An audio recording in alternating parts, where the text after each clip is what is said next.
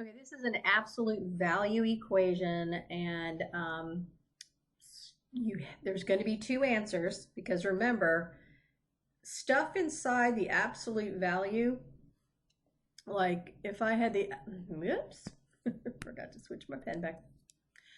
If I had the absolute value of 3, the answer is 3.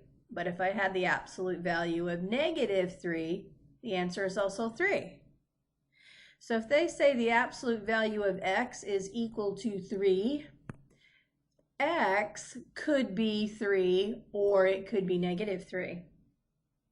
So there's actually two answers. You would say x is either the positive or the negative of 3. Okay, on 36, however, the absolute value is not isolated. Notice over here, the absolute value is isolated. It has to be that way before you can split it into two answers. So first thing I'm going to do is add 4 to both sides. That way that cancels.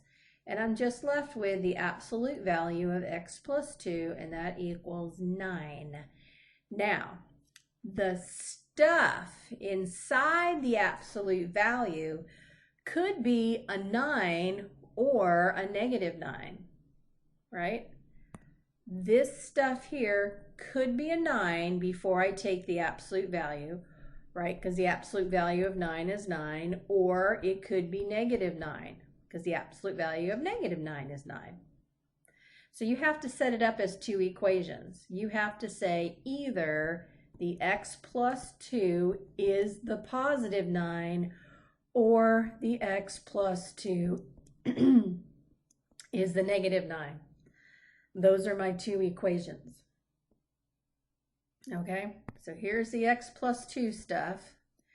And inside, I could have a 9. That's this one. Or I could have a -9, which is this one. The question is, what is x? X is the number that you would have to put in here to make that a -9. So I would subtract 2 on both sides, and that number is a 7. 7 is one of my answers. If you put 7 right here, 7 plus 2 is 9, and the absolute value of 9 is 9.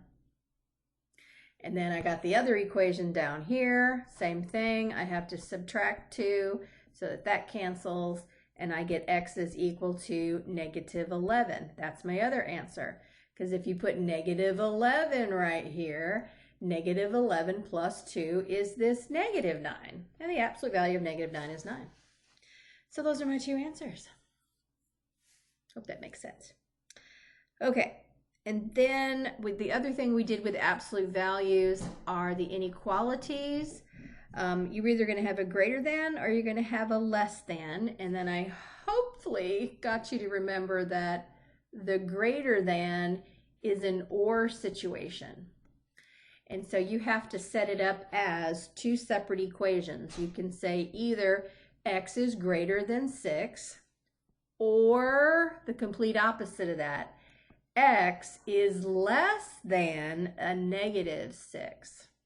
And the one thing I forgot to tell you on or add in the directions here was I wanted your answer in interval notation, and I also wanted you to graph it on a number line just like you did in my math lab.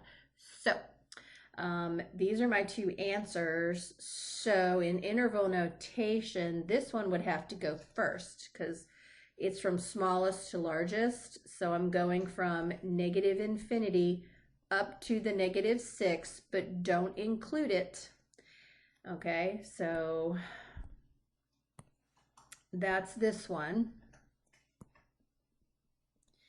And then your or would be represented by the union symbol. Okay, so that's that. And then my other one, which is this one here, is going to be my second interval. And that's going to go from the +6 to infinity. And on a number line, here's 0, here's 6, here's -6. For 6 is greater, x is greater than 6, it would look like that. And for x is less than negative 6, it would be like that. All right. That was 37, and then 38. 38 is a less than. All right.